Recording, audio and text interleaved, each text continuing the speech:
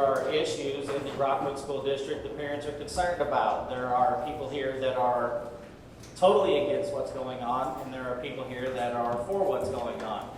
Everybody may have their voice heard, but we ask that everybody be professional and civil. There are cameras here, there are representatives here. Let's act like decent, concerned citizens, and let's have a civil conversation and let these guys know what your concerns are. Either way, we will talk about the issues that are going on in Rockwood. I don't care what the political motivation is behind it. If you're going to take away political motivation, then it has to be all political motivation. Otherwise, leave the political motivation alone. The Thin Blue Line, Black Lives Matter, whatever it is. Either get away with all of it or leave it all there. That can't be picking and choosing. Whatever it may be on those issues. Well, it's nice to meet you all. I love that you've brought together people who may disagree on this issue. I think that that's such an important thing for our society to be able to come together for civil discourse, to have a conversation. So really tons of respect for what you've accomplished here. My name is Mayan Bartning. I'm the president of the Foundation Against Intolerance and Racism, or FAIR. We're a relatively new organization. I'll tell you a little bit about myself, and then I'm going to walk you through about a 12-page presentation. I am anti-racist. I'm 100% opposed to racism. I'm a product of people from two very different cultural backgrounds coming together and loving each other and having children. So that's my personal background. Today, almost 70 years after Brown versus Board of Education ushered in the civil rights movement, there is an urgent need to reaffirm and advance its core principles. To insist on our common humanity. To advocate for fairness and understanding. I want to thank everyone for inviting Senator Koenig and I here today. You might know or you might not know, I'm the chairman of education in the Senate and also the chairman of the Joint Committee on Education. Senator Koenig is also on the Education Committee, so we spend every Tuesday and more, but every Tuesday at noon we have an Education Committee meeting, and that is where we discuss different kinds of legislation that have been brought forth by senators and by representatives, and we talk about education, what's going well with it, maybe some of the things that we think could be improved, and you know, it can get to be a pretty spirited discussion at times. As you can see, and as all of you are here today, I believe that education is the sort of the underpinning of society. Well, really, the foundation of society to me is Christian belief and relationship with God, but I understand that, you know, maybe not everyone is there, but secondly, when you send your kids off to school and they spend the majority of their formative years there, that can either go well or it can kind of not go so well. And we lead such busy lives that now that something like this has arisen, and it's come up in a lot of different communities, people are kind of surprised. Parents are shocked, and they can't understand maybe why some of these things have gotten into the schools. So this was all brought about from COVID. So when you were at home and maybe your students were learning online, you started kind of getting a little bit of a view into the classroom and maybe seeing things that you didn't agree with. And I think that has been sort of building and building and building, and now it's come to community meetings and really a sincere look and review of what we are doing in our school. So that's a little bit of background. I'm from Northeast Missouri. This is my first term as a senator. I wasn't in the House, but I did think that we had things in our society that seemed to be going in the wrong direction. And maybe I'm old-fashioned, but I think it's the school's job to give our kids an education in the ability to think critically. They should teach them how to think, not what to think. They should teach them to read.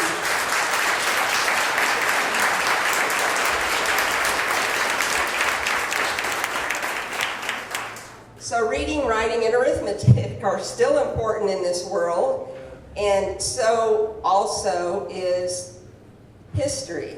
We have a lot of revisionist history in some of our schools, maybe not all of them. And I just think that we need to get back to the basics, because beliefs and moral judgments and those kinds of things, those are up to the parent, not the school.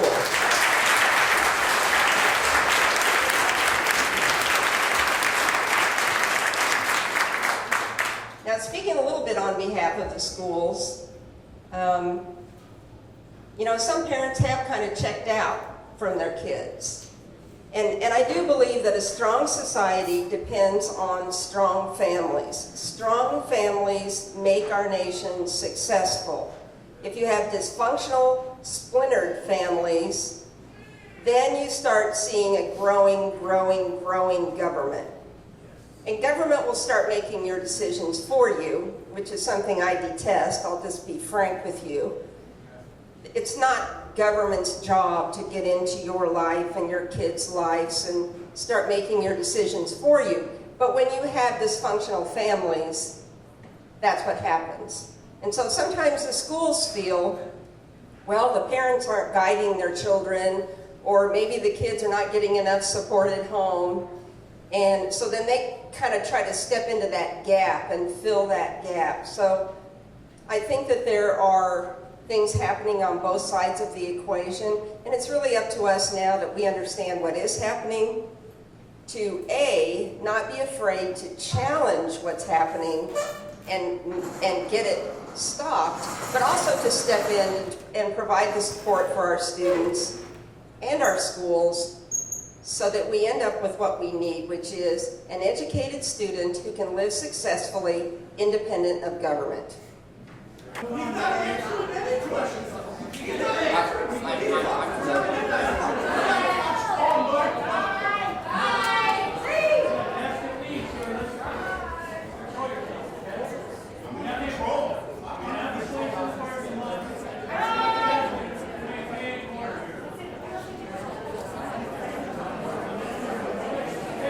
All right, we're going to have another question. So while we're dealing with this,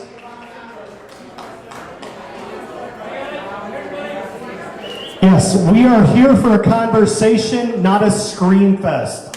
So please.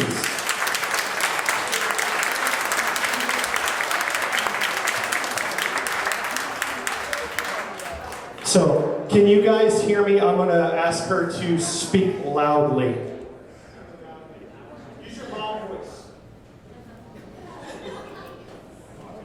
Okay, my name is Barbara Wilkinson. I actually am a constituent of Senator Koenig's. My question is to the legislators, the Department of Elementary and Secondary Education, and you can go to their website, decimo.gov, and so my question is related to the work that the legislators are discussing in the Education Committee vis-a-vis the standards that have been approved and established by DESE. So my question is, where do you see discrepancies? Where do you see differences? And what can we expect to see coming out of the Senate? Sure. So one thing is when DESE comes down and sets standards, that doesn't necessarily mean that it's the curriculum that they're setting. Each school district is going to have their own curriculum. The standards are going to have to do with how they're evaluated by how DESE is going to evaluate each school district as far as like proficiency. Like I said, we have dozens of schools where not a single kid is proficient in English and math. Also, another thing I wanted to address is I really wanted to have, I have the House Bill 349, which would really provide choice for parents to go to another school. But also, I wanted an appeals process within the current structure. So I filed Senate Bill 352, and it's very simple. If something's being taught that that you don't approve of, you have a right, this bill would give you a right to go to that school district and opt out of that. And if the school district doesn't do it, then they have to pay you $1,500, or you get to keep the greater of your real estate taxes.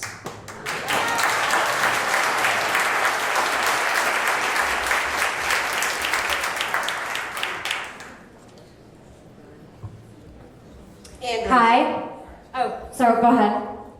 I'm just going to say Andrew's been in the legislature a lot longer than I have, but my experience so far with DESE is, A, they have a website that a rocket scientist could not navigate.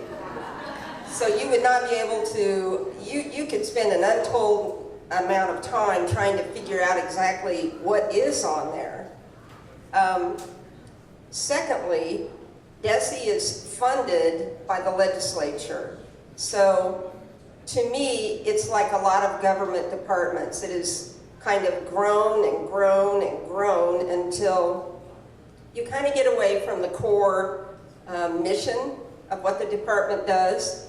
And I'll just give you one little example. So this year we had a lot of schools who didn't want to open because of COVID. Well, after an amount of time had gone by and we realized that you had a 99% chance of surviving COVID, and we had a lot of working parents who could not figure out what to do with their children, and the schools were receiving millions of dollars to cope with COVID and open up safely.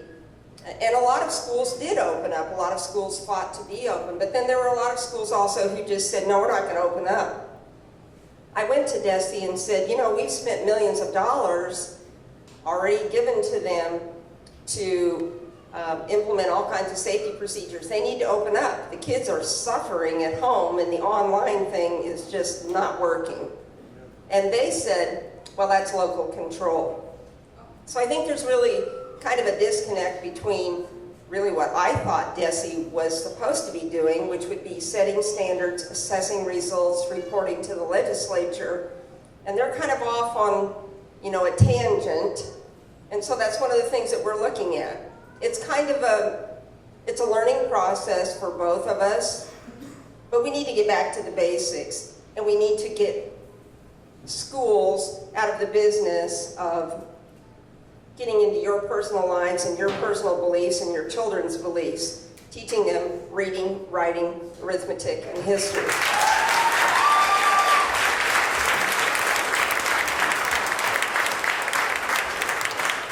Hello, my name is Marlene Kovacs. I drove all the way here from Clayton because critical race theory is rampant in Clayton School District. I have a 7th grade daughter who is told in her English class that because her skin is white, she is an oppressor and everyone else is oppressed. I've asked her, how does this make her feel? And she said, I don't want to be white. This is an immutable character that I cannot change, she cannot change, and the school is making her feel like she is less valued than others in her school. I feel this is culturally sanctioned discrimination, what is going on.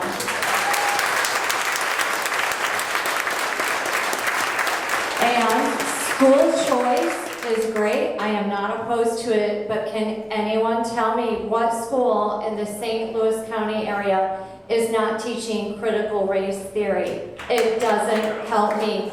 Please, can the legislature help protect our children? To me, this is child abuse.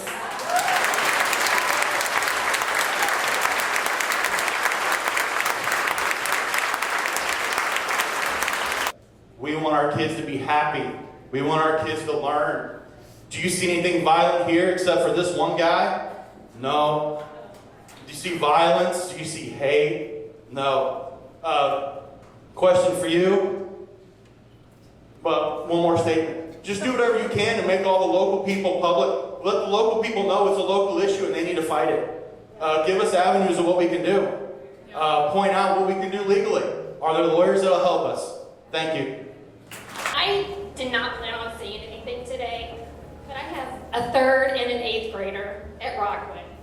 I just first want to say that my 3rd grader, she is one of the most innocent little girls in the whole world. And she has black and white kids in her classroom, and she does not see any different. When I'm in the pickup line at school and they all come running down, it's hi Jeremiah, hi Sue, hi Mike. They love each other so dang much. And when I hear people calling us racist, because it actually hurts my heart, because I have raised my kids to love people and to accept people no matter what. And just because I do not want critical race theory taught to my children in school does not mean that I'm a racist, damn it.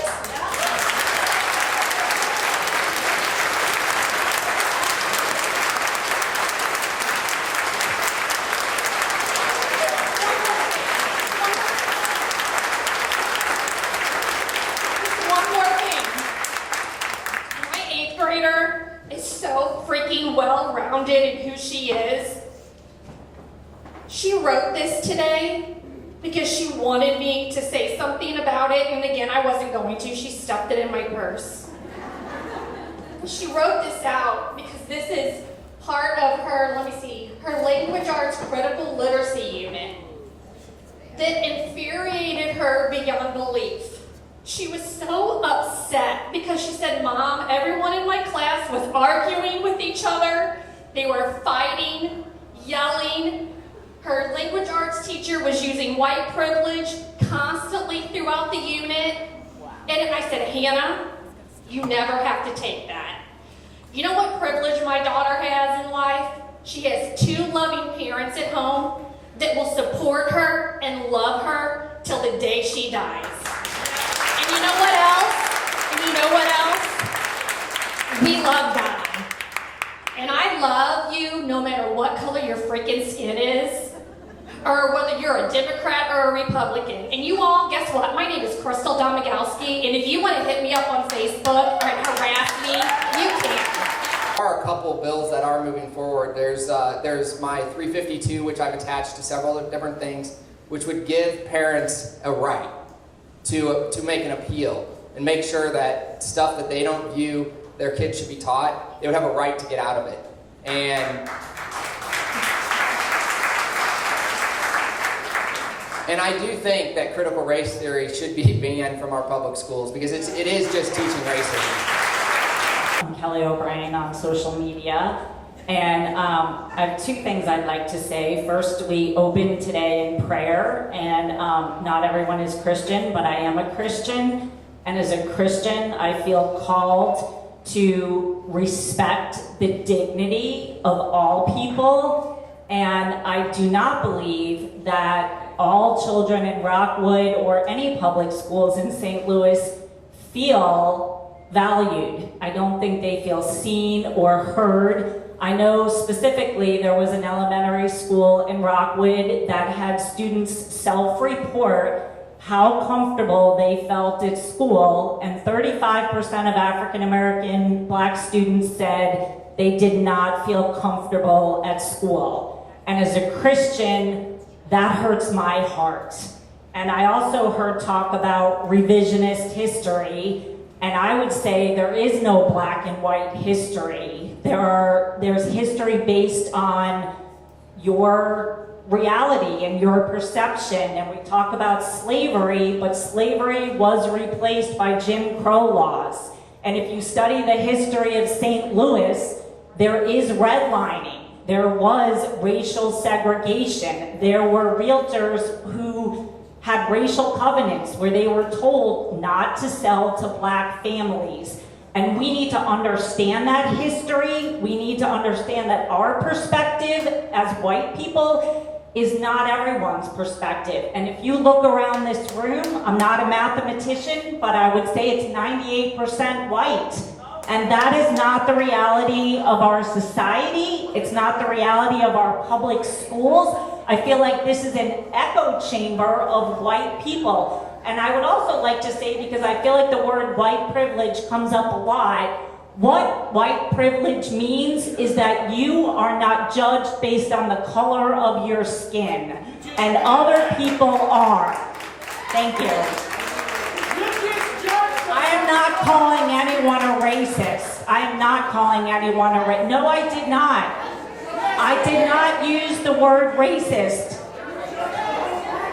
Simple question, when you said you don't want revisionist history, my question is, who gets to decide what history is? There are different perspectives of history. You said, you don't want religion being taught in school, but you want other perspectives. This is a different perspective on history that's being taught. I agree with you. I mean, there's Hold on, folks. I agree with you. Every country, every society has stuff in their past which is absolutely, bad stuff, and I'm not opposed to teaching. Yeah, there was redlining happening in St. Louis at one point in time, but that's not happening now that I'm aware of. If it is, put an end to it. I don't know what else. I think there's a difference between teaching things that actually happened in history, both the good and the bad, understanding and giving kids the understanding that no human being is perfect and there have been mistakes made. But I do think America is the greatest country on earth. And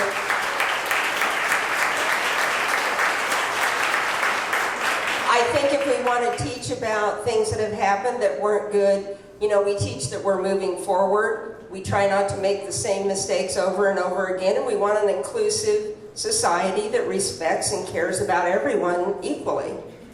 We don't teach that one group or another is good and bad and that kind of thing, and that's kind of what's happening, in my opinion. I've been in the Rockwood School District for 7 years of my life.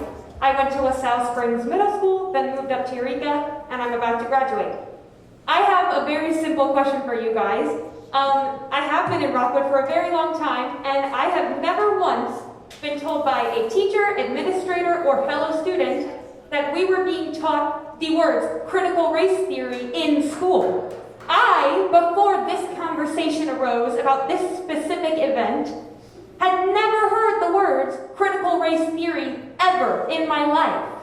And I'm very active in the education system about how we treat minority students and how we go about approaching racism within Eureka and Rockwood High School. My question for you guys, how would you, in your own words, describe critical race theory and how exactly is it being taught in school to students?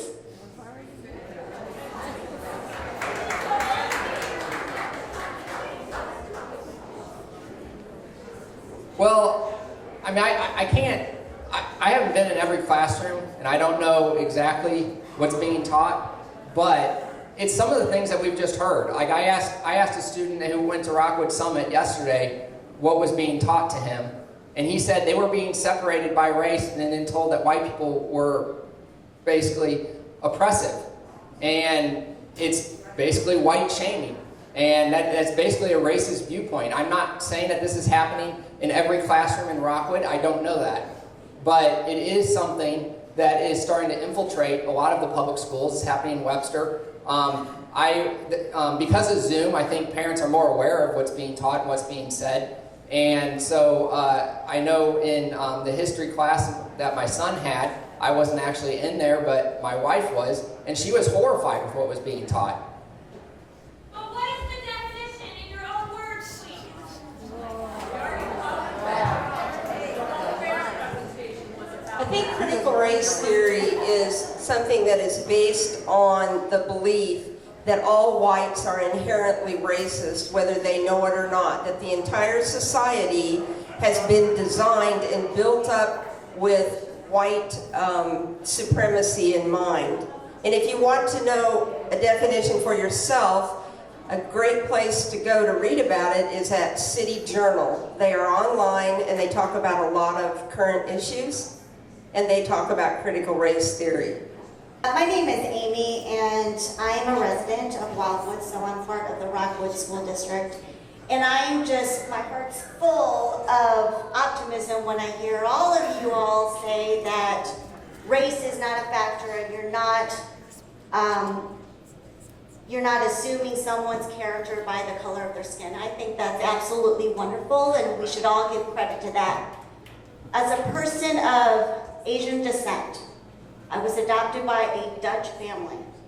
I am an American. My guiding light is the Constitution, and I am a damn patriot. But I also know that for years, I have been judged by who I am. Yes, I have. And if you just let me speak, I would appreciate that. 4 years in middle school at a private school, kids would wear Made in the USA t-shirt because I was joking to a friend. In daycare in Wildwood, my child, when she was 4, another child in the class said, I don't want to play with you because I don't like the color yellow. This is in Wildwood. This is exactly.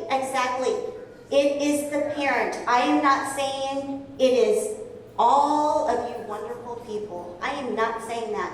But it is real. It is happening. I have received private messages about going back to China, even though I'm not Chinese. I have been told that I have brought the virus. I am not the virus.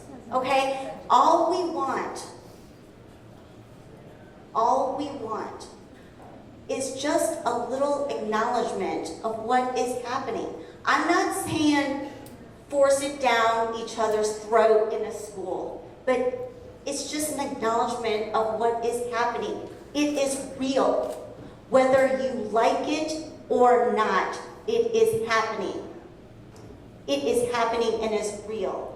So if we're not going to do CRT, if we're not going to do 1619, if we're not going to choose for our children and understanding and promote critical thought of the first Immigration Act of 1882, or with the first shores of slavery in Virginia, what curriculum can we provide our kids of what real historical events happened in our U.S. history, your U.S. history, my U.S. history?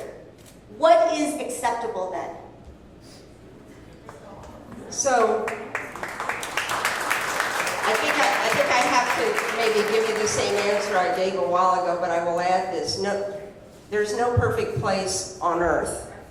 There are no perfect people. I've had people say things to me that were hurtful and ugly, and I understand that sometimes that happens in our life. But I think when we talk about history, we need to instill in our students, our future leaders of our country, that we do have a great country. There have been mistakes. There's always going to be mistakes. But it's the way that it's taught. And I think you understand that. I think everybody understands. No one in this room is going to say that there aren't some people who do things they shouldn't do, who say things they shouldn't say. We all know that. But we don't want to tell our students that we are basically a horrible nation that has to totally and entirely focus on all the wrongs to people without letting our kids know, but look how far we've come, and look at our future and how we can each work to make it a better future. And then we have a teachers union that's too powerful for us to beat. Probably because only 14% of us show up to vote. But what are we to do, and how close is school choice actually? Is it just another empty promise, or is that something that's actually going to happen? Because 40% of my property taxes go to pay people that are lying to me.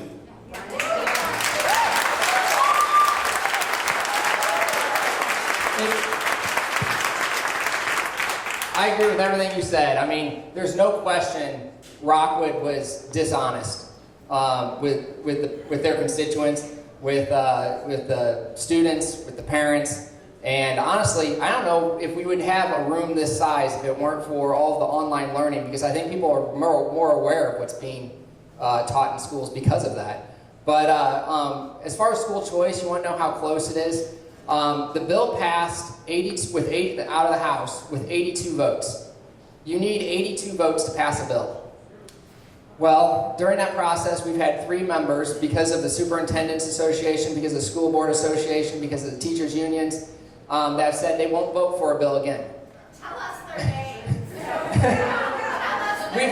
We've had 1 member who has resigned, who potentially could be going to jail. We have another person on military duty, and we have another person who also might be going to jail. And so we're down, in the House side, we're down 6 votes. On the Senate side, I could pass a bill and get 18 votes. The question is, do I have enough time? Because I'll probably be up against a filibuster, but I have a problem is I can't send the bill back to the House. Because if I make a change, the House would have to vote on it again. And I have 2 members, I need 18 votes to pass it in the Senate. I have 18 votes if I can make changes. So we are on razor thin margins. I do think there's a path forward on it. Well, yes, I believe in God. I believe that we should love each other. But the reality is the systematic racism in the United States is embedded in so many things. How many of you guys have black and white in your church? How many is a majority or at least divided? We're so used to being where we are, our skin. Everybody's so divided. And Sunday is the most divided day in the United States. Because we go to church where we're comfortable, the skin tone where we're comfortable. You understand that we're Christians. Yeah, I know you got that black one friend. I get it. That makes you not racist. I get that too. But it's a reality. And honestly, the relocation, we're thinking about that. And I work in the community. I serve. I have a nonprofit for girls in engineering. So I serve in the community. But what they're going through, I don't want that for any kid. I don't want that for yours either.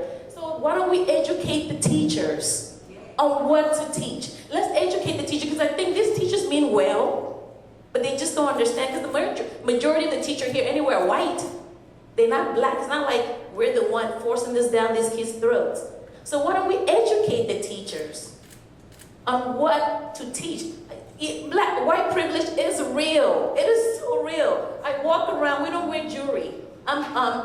We don't wear jewelry. I walk around with them because my husband is traveling. I must be a mom from the city. I get a different look. I walk down to school, I get a different look. So let's educate the teachers on how to teach. But we got to teach our kids critical thinking, because they come to corporations and they don't know how to deal with people. And they're getting fired left and right because they're talking nonsense, racial stuff at work. So let's do this. Educate the teacher, because our kids need to learn critical thinking. It's going on. It is on their social media. It's on Google. They see this. They hear this. So parents, I get it. It's our responsibility. But if they're going to go to school, they got to learn how to process these things. And I'm not asking you as a child, make a child pick, but let's get them thinking a little bit so they can be able to function in the world, in society. These are the problems we're having at work. They grow up not being educated, being sheltered, and they can't relate. So